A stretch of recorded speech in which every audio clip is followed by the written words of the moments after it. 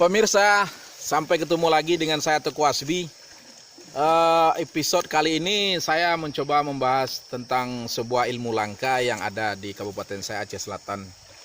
Ilmu ini adalah ilmu bernapas dalam air.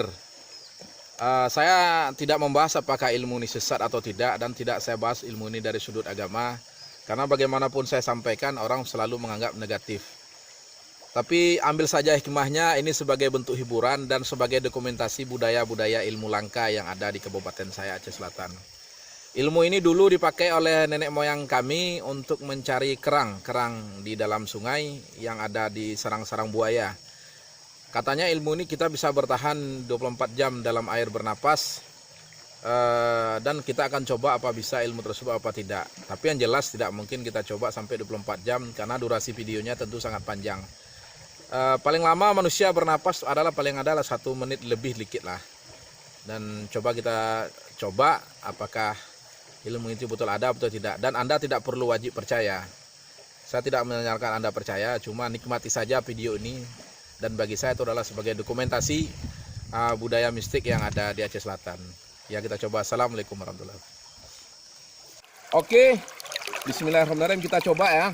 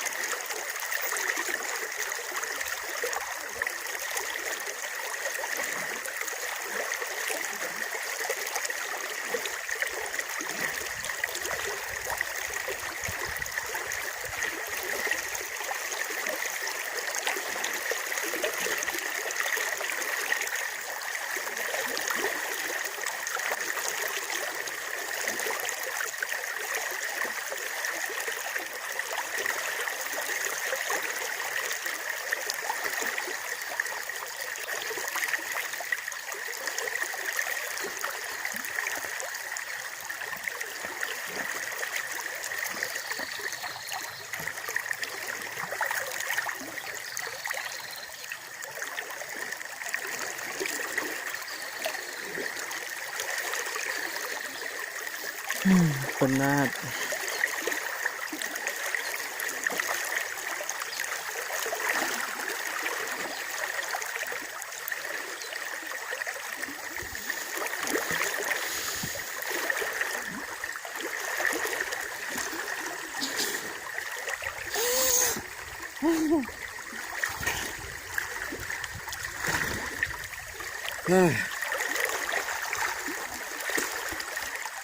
Terasa sakit kepala,